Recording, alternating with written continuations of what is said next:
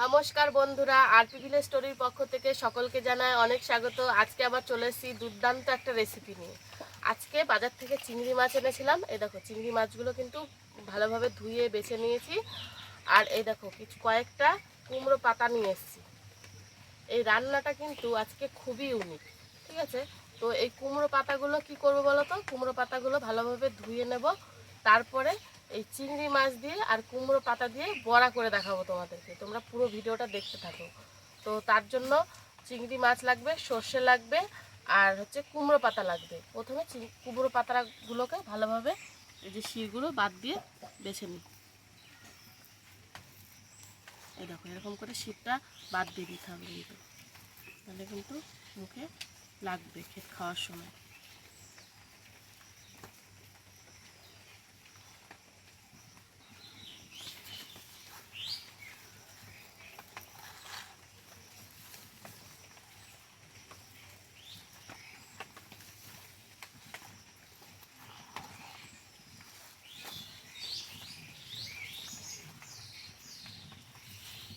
এবার খানিকটা সর্ষে আর শুকনো লঙ্কা বেটে নেব।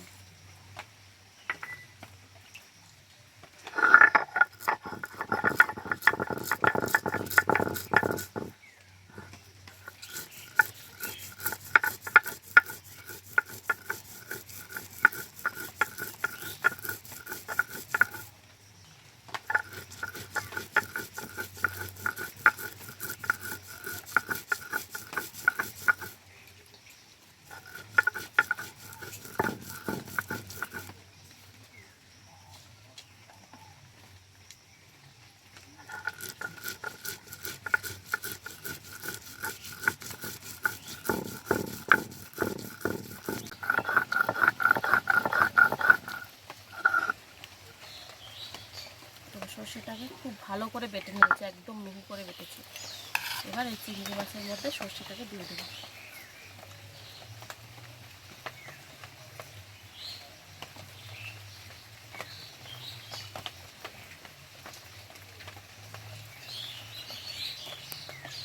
এবার এর ওপর দিয়ে দেবো পরিমাণ মতো নুন,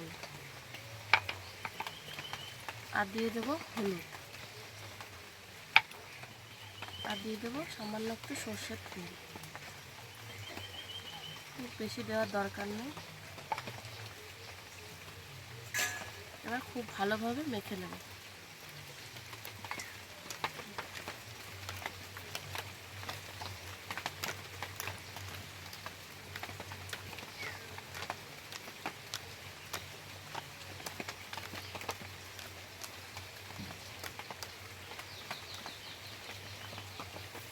এবার কুমড়ো পাতার মধ্যে চিংড়ি মাছগুলো মুড়ে নেব খুব ভালোভাবে।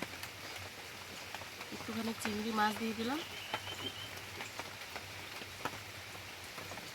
তারপরে এটাকে এইভাবে মুড়িয়ে নেব।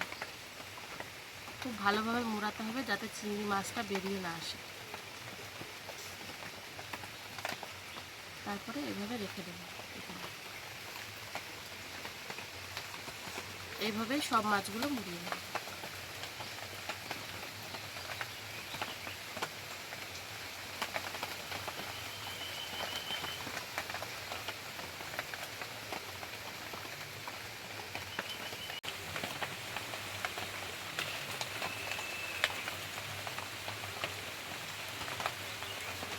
সবগুলো রেডি করে নিলাম। এবার বেসনে চুবিয়ে এগুলোকে ভাজতে হবে। এবার খানিকটা বেসন গুলে নেব।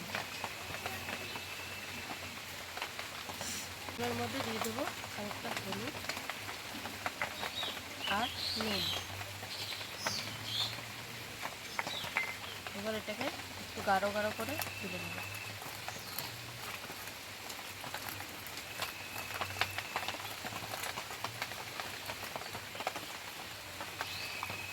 সব কিছু রেডি করে নিয়েছি। এবার বড়াগুলো ভেজে নেব। তার জন্য কড়াইতে দিয়ে দেবো সাদা তেল।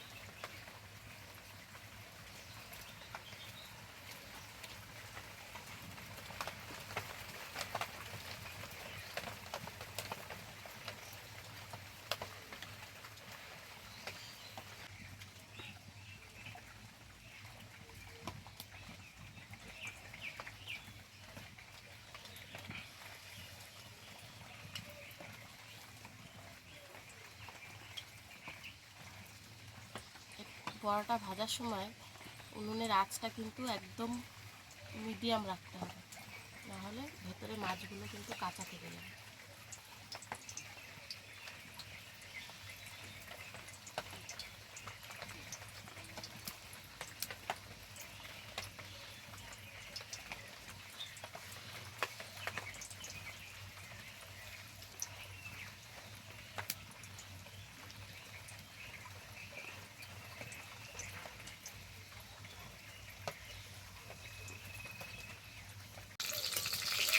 বড়াটা এক পিঠ ভালোভাবে ভাজা হয়ে গেছে, এবার উল্টে দেবো।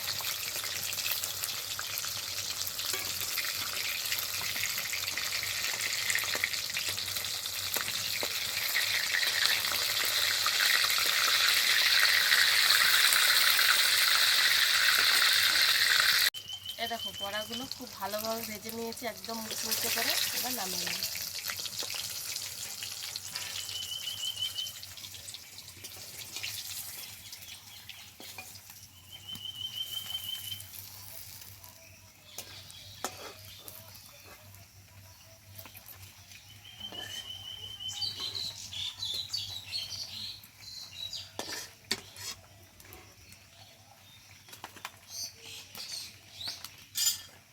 এবার বাকিগুলোও ভেজে নেব।